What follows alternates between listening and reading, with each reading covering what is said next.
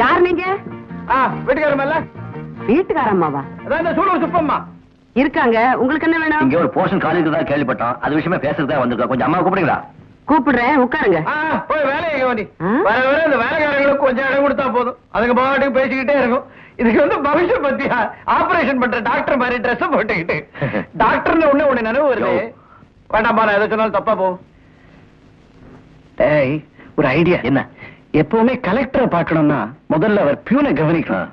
அதனால இந்த வீட்டுக்கார அம்மாவை பாக்குறதுக்கு முன்னால இந்த வேலைக்காரியை கொஞ்சம் அட்ஜஸ்ட் பண்ணுவா. ஐயோ வேணாண்டா, உனக்கு ஒரேவும் தெரியாது. பேட்டையை பிடிச்சாதான்டா அப்புறம் கோட்டையை பிடிக்க முடியும். இப்ப பாரு நம்ம வேலையை.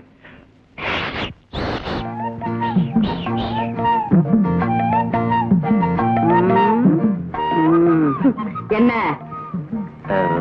அதை கொஞ்சம் கீழே போட்டு பேசலாமா? அது நீங்க பேசுறத பொறுத்து இருக்கு. இது ஒரிஜினல் பேட்டை தான். என்ன பேட்டை கேட்டுங்கிறாரு? வர வழியில பேட்டையில உங்களை பத்தி விசாரிச்சோன்னு சொல்றாரு. இல்ல, இந்த வீட்டுல நீங்க ரொம்ப நாளா வேலை பாக்குறீங்களா? முதலாளி அம்மாவுக்கு நீங்க ரொம்ப விசுவாசமானவங்களா நானே மானவங்களா? நீங்க ஒரு வார்த்தை சொன்னா அவங்க தட்டவே மாட்டாங்களா? நீங்க போட்ட கோலத்து கூட அவங்க தாண்ட மாட்டாங்களா? நீங்க சரணை முடிச்சா அவங்களுக்கு கேட்கும். நல்ல விவரமா தான் விசாரிச்சுட்டு வந்திருக்கீங்க. இப்ப என்னால உங்களுக்கு என்ன ஆகணும்? அதற்கிட்ட முதலாளி என்ன பண்ணிட்டு இருக்காங்க? குளிச்சுக்கிட்டு இருக்காங்க. அப்போ கொஞ்சம் ஓரம் கட்டி பேசுவோமா? ஓரெல்லாம் கட்ட வேண்டாம், இங்கேயே பேசலாம். இது நம்ம வீடு மாதிரி தான். என்ன விஷயம்? இல்ல, உங்களுக்கு மாசம் என்ன சம்பளம் கொடுக்குறாங்க? இங்க 30 ரூபா கொடுக்குறாங்க. அதுக்கு என்னப்பா?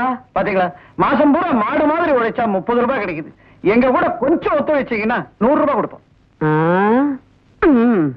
தப்பா நினைச்சுக்காதீங்க, வந்த விஷயத்தை சொல்லிடுறோம். நான் ஊருக்கு புதுசு, நல்ல வேலை கிடைச்சும் தங்கறதுக்கு வீடு கிடைக்காம இவன் வீட்டு தண்ணியில நடுங்கிற குளிர்ல ஜனம் படுத்துட்டு இருக்கேன். வீடு தேடி நாங்க ஏரியாங்காத வீதியே கிடையாது. நீங்க சிபாரிசு பண்ணி இந்த போஷனை வாங்கி கொடுத்தீங்கன்னா ரொம்ப சௌரியமா இருக்கும். 100 ரூபாய் 10,000 சொல்லுங்க, ஏதோ 5-10 மேல போட்டு கொடுத்துறோம். காரியம் கச்சிதமா முடியணும், அவ்வளவுதான். நீங்களே வச்சுக்கோங்க. நான் எப்பவும் வேலையை முடிக்காம கூலி வாங்குற வழக்கம் இல்ல. நான் போய் அம்மாவை கூட்டிட்டு வரேன். இந்த மாதிரி ஆள் நான் மந்திரியா வந்தாங்கன்னா எவ்வளவோ நல்லா இருக்கும். இப்ப எங்க? சும்மா சொல்லக்கூடாது, வேலைக்காரியா இருந்தாலும் கை சுத்தம். அதான் இப்படி பேட்டையிலேயே இருக்குது, கோட்டைக்கு போக முடியல. எங்கேயோ பார்த்தா மாதிரி இருக்குது இல்ல? யாரோ ஒரு டாக்டர் இப்படி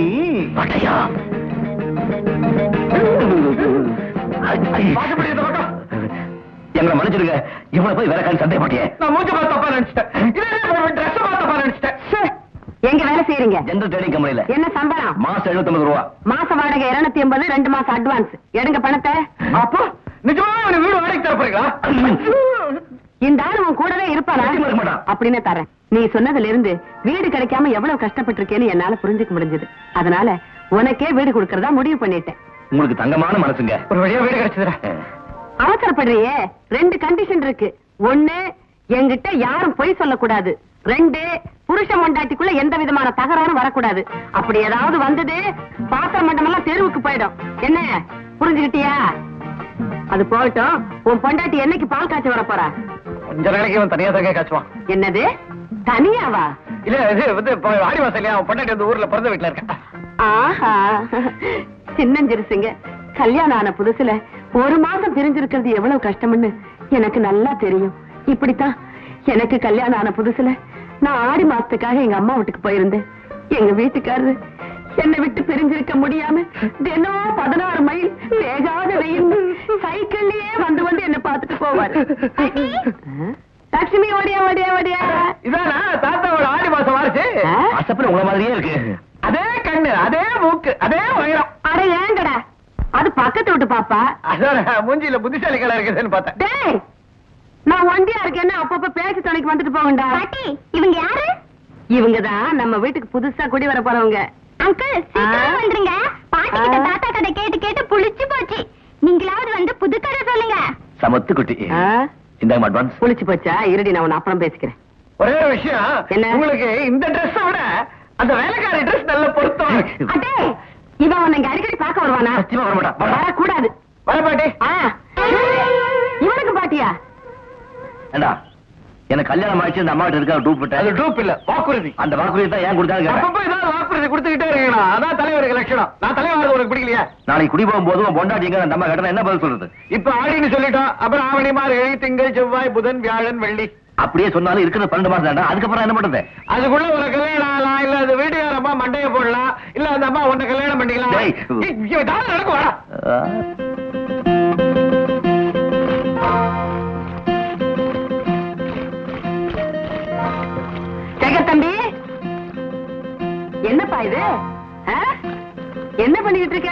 இல்ல கடையில வெண்ணெய் வாங்கினா கலப்படமா இருக்குமேன்னு சுத்தமான வெண்ணைக்காக நானே கடைஞ்சிட்டு இருக்கேன். ஆமா, காலையில நீ தயிர் வாங்கலையே, மோர் தானே வாங்கின? அதான் அதுலதான் கடைஞ்சிட்டு இருக்கேன். அட பாவி, கடஞ்ச மோர்லயே வெண்ணெய் எடுக்கிறியா நீ? இன்னைக்கு பூரா கடைஞ்சாலும் வெண்ணெய் வராதுப்பா. ஒரு 4 நாள் கொடுத்து தயிர் வாங்கினா குறைஞ்சா போயிடுவேன். ஆமா, இந்த 5 காலத்து வீட்டுக்கு 250 ரூபாய் வாடகை வாங்குறீங்க. அதெல்லாம் சரி கட்டணும்னா நான் இப்படி எல்லாம் பண்ணித்தான் ஆகணும். சரிதான் போ. கடைசியில என் தலையிலே கைய வச்சுட்டியா? வேணும்னா தினம் தயிருக்கு 4 நாள் நான் கொடுத்துடுறேன். நாளையில இருந்து இந்த வேலையெல்லாம் வச்சுக்காத. என்று போல பக்கெடுத்துக்கிட்டு இதாதான் வெண்ணெய் ஓடிடுச்சு. இது 2 நிமிஷத்துல திரண்டுடும். நல்லா திரண்டுது போ. ஆடி மாசம் முடிஞ்சு உன் பொண்டாட்டி வர்றதுக்கு இன்னும் 10 நாள் தான் இருக்கு. அது வரைக்கும் நீ இன்னும் என்னென்ன கூத்து பண்ண போறியோ? ஐயோ, என்ன இது? இதெல்லாம் நீங்க பண்ணிட்டு நான் பண்ணிக்கிறேங்க. நாளைக்கு உன் பொண்டாட்டி வந்தான்னா இந்த வீட்டுல வயசான கிழவி ஒருத்தி இருக்காளே, நம்ம புருஷன் சமையல் பண்ணதுக்கு இவ்வளவு கஷ்டப்பட்டு இருக்காரு, கூட மாட ஒத்தாசை பண்ணா இந்த கிழவி என்ன தேஞ்சா போடுவான்னு என்ன பத்தி அசிங்கமா நினைச்சுக்க மாட்டேன். நான் பண்ண உனக்கு குறைய மாட்டேன் போ. என்ன பண்ற? வெண்ணதான் 2 வரைக்கும் லாபம். ஏன்பா உன் பொண்டாட்டி எப்படின்னா எப்படின்னா லட்சணம் எப்படின்னு கேக்குறேன். மூக்கு முடியுமா கலரா நல்ல அவசரமாவே இருப்பா. அதாவது சின்ன வயசுல என்ன பார்த்த மாதிரி இருப்பான்னு சொல்ற, அப்படிதானே? ஆமா, உனக்கு கல்யாணம் ஆகி எவ்வளவு நாள் ஆகுது? 4-5 மாசம் ஆச்சு. பொண்டாட்டி வாந்திக்கிட்டு எடுக்கிறாள? அதான் கிடையாதுங்க, நல்ல தேக ஆரோக்கியமா ஜனகாத்திரமா இருக்கா. கொமட்டில குத்துவேன். வாந்தின்னா புள்ள பெக்கிற வாந்தி எடுக்கிறாளான்னு கேட்டேன். அது வந்துங்க விலைவாசியில எக்கச்சக்கமா ஏறி போச்சு. அதனால நான் அவளை பேசி கொஞ்ச நாள் கழிச்சு பெத்துக்கலாம்னு முடிவு பண்ணிட்டோம். ஐயோ, நான் ஏதாவது தப்பு சொல்லிட்டேனா? என் புருஷனும் இதே மாதிரிதான்ப்பா சொன்னாரு. எங்களுக்கு கல்யாணம் ஆன புதுசுல சீக்கிரமா பெத்துக்கலாம்னு நான் சொன்னேன். கொஞ்ச நாள் போட்டோம்னு சொல்லி கடைசியில ஒரு நாள் அவரே பொட்டுன்னு போயிட்டாரு. தயவு செஞ்சு நீ இனிமே அப்படி எல்லாம் சொல்லாதப்பா. சீக்கிரமா பிள்ளை பெத்துக்க. சரிங்க, எதுக்கும் அவன் வரட்டும், முயற்சி பண்ணி பாக்குறேன். இந்த காய்கறி ஏதுடி மார்க்கெட்ல இருந்து வாங்கிட்டு வந்தியா? இல்ல, அங்கிள் தனியா கஷ்டப்படாருன்னுட்டு 3வது அக்கா கொடுத்து வச்சாங்க. 3வது விட்ட அக்கா கொடுத்து அனுப்பிச்சாளா? அது நான் ஒண்ணு கேட்கலீங்க, அவங்களா தான் கொடுத்து அனுப்பிச்சிருக்காங்க. ஏண்டி உனக்கு கொஞ்சமாவது அறிவு இருக்க? எவ்வளவு ஏதாவது கொடுத்தா உடனே வாங்கிட்டு வந்த வேண்டியதானே? அவகிட்ட போய் சொல்லு, தம்பிக்கு கல்யாணம் ஆயிடுச்சு, இன்னும் 10 நாள்ல பொண்டாட்டி வர போறான்னு. கல்யாணம் ஆயிடுச்சு சொல்ல பாட்டி. பரவாயில்ல, பொண்டாட்டி வர வரைக்கும் கொஞ்சம் அனுசரணையா அப்படிக்கு இப்படி இருக்கலாமே சொன்னாங்க. அப்படிக்கு இப்படி இருக்கலாமேன்னு சொன்னாங்களா? அடி செருப்பால. அவளாலேயே என் வீட்டுல எவனையும் தனியா கொடுத்துன்னு வைக்கவே முடியல. போடி, முதல்ல இதை கொண்டு போய் அவன் மூஞ்சில வீசிட்டு வா. சேகர் தம்பி, நிஜமா நீயா எதுவும் கேட்கலையே? ஐயோ, நான் எதுவும் கேட்கலீங்க. அதானே பார்த்தேன், நீ கேட். இந்த இருக்க காய்கறி எல்லாம் பழன்னு பச்சை பச்சையா, இது எது? பக்கத்துல அக்கா கொடுத்தது.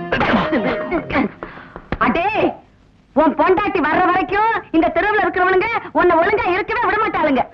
என்ன தப்பா நினைக்காதீங்க, ஏதோ பிரியத்தை கொடுத்தாங்க நினைச்சேன். அது இவ்வளவு தெரியாம போச்சு. இதுக்கு தான் சொல்றது, புருஷன் எங்கேயாவது வெளியூருக்கு போனா பொண்டாட்டி ஞாபகம் எப்பவும் இருக்கணும்னு. என் புருஷன் வெளியூருக்கு போனாருன்னா நான் என்ன பண்ணுவேன் தெரியுமா? என் போட்டாவை கையோடவே கொடுத்து அனுப்பிச்சிருவேன். அவர் தூங்கினாலும் சரி, முடிச்சுக்கிட்டு இருந்தாலும் சரி, எப்பவும் என் போட்டா கையிலேயே இருக்கணும்னு சொல்லுவேன். அப்பத்தானே அடுத்த பொம்பளைய பார்க்கும்போது ஐயோ நமக்கு பொண்டாட்டி இருக்காளேன்னு ஒரு பயம் இருக்கும், மரியாதை இருக்கும். அதெல்லாம் சரி, உன் பொண்டாட்டி போட்டா கொண்டாந்துருக்கியா? என்னப்பா, கொண்டாந்துருக்கியா இல்லையா? இல்லையா? உன்ன ஏப்பா, வெளியூருக்குன்னு போற மனுஷன் பொண்டாட்டி போட்டாவையும் கையோடவே கொண்டு வரலைன்னா அப்புறம் என்ன நீ பொண்டாட்டி மேல பிரிய வச்சிருக்க? இல்லைங்க, வந்து என்ன வந்து போய் அதெல்லாம் முடியாது, போட்டா எனக்கு வேணும். இருக்கு, ஆபீஸ்ல வச்சிருக்கேன். ஆபீஸ்லயா? ஏப்பா, ஒரு 10 பேர் வர்ற போற இடத்துல கொண்டு போய் பொண்டாட்டி போட்டா வச்சிருக்கே, உனக்கு கொஞ்சமாவது மூளை இருக்கா? சாயங்காலம் எப்படி கொண்டு வந்துடுறேன்? சாயங்காலம் முதல் வேலையா உன் பொண்டாட்டி போட்டாவோட உன் போட்டாவையும் சேர்த்து பிரேம் பண்ணி கொண்டுகிட்டு வர்றேன். வர்ற வழியில ஞாபகமா 3வது வீட்டுக்காரிகிட்டையும் முதல் வீட்டுக்காரிகிட்டையும் கொண்டு போய் மூஞ்சில அடிச்ச மாதிரி காட்டிட்டு அதுக்கப்புறமா கொண்டு வந்து மேஜை மேல வைக்கிற, சரிதானா? சரி. இந்த சரிகிரின்னு நின்னு முழுங்கிட்டு சாயங்காலம் வரும்போது போட்டா நம்ம வெறும் கையோட வந்த இருக்கிற தட்டு முட்டு சாமான் தெருவுக்கு பறந்துடும். ஜாக்கிரதை.